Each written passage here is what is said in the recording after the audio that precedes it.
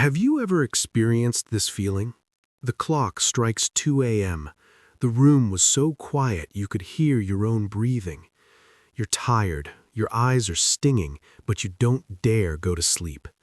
Because you know the moment you close your eyes, the trial will begin. A voice in your head will say, "Have you accomplished anything today?" Nothing. You promised you'd start, you'd change, but what's the result? Another day gone by, vanishing into thin air. You're not lazy.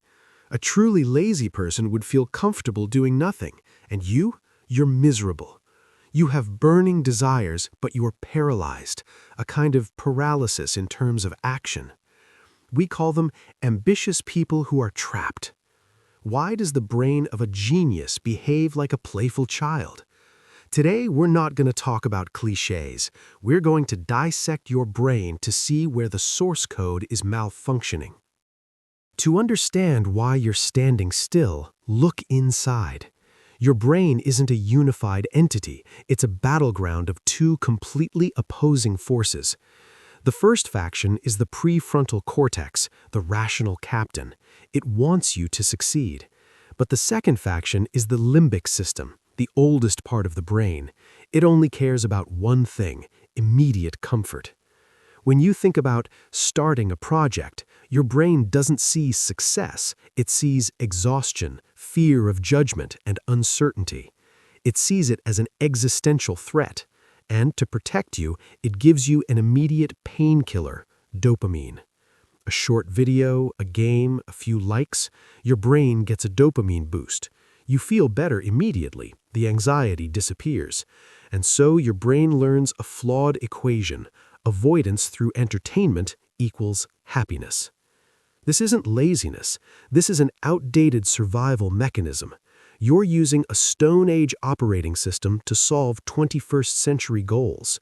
You're not weak. Your hardware is simply prioritizing the wrong objectives. There's an incredibly subtle lie the brain uses to hold you back. It's called perfectionism. You tell yourself, "I haven't started yet because I need a perfect plan. I need to wait until I'm inspired enough." But what is the reality? Perfectionism isn't about high standards, it's fear in disguise. You fear that if you try and the results aren't good, your illusion of talent will be shattered. So you choose to do nothing to keep your ego safe. Second mistake, you wait for motivation. Motivation is like a friend who comes when things are good, goes when things are bad. If you build your career on motivation, you're building a house on sand. Motivation is an emotion, and emotions are never stable. Successful people aren't more motivated than you, they just have a better system than you. They don't ask, "Do I want to do this today?" They simply proceed to the next step in the established process. And here's the harshest truth. Watching this video, reading productivity books, sometimes it's just a form of advanced procrastination.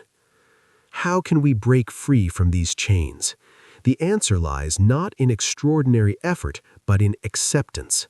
Accept this. You will never feel completely ready. Do it while you're still feeling scared. Don't try to change your whole life overnight. That's the trap of perfection. Use the atomic action tactic instead. Don't write a book, write a sentence. Don't spend an hour at the gym, do one push-up. The goal isn't the result. The goal is to redefine your identity from a dreamer to an actioner. Change the environment instead of relying on willpower. Willpower is a finite resource, while the environment is eternal. If your phone is distracting you, leave it in another room.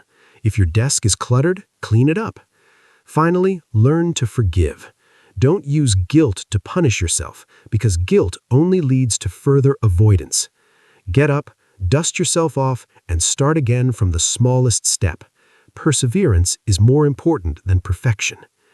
You've spent enough time imagining the life you want. Now it's time to build it. Don't turn this video off and find another one. Turn it off and do the one thing you're putting off right now. Just one small step, because that's how dreams become reality.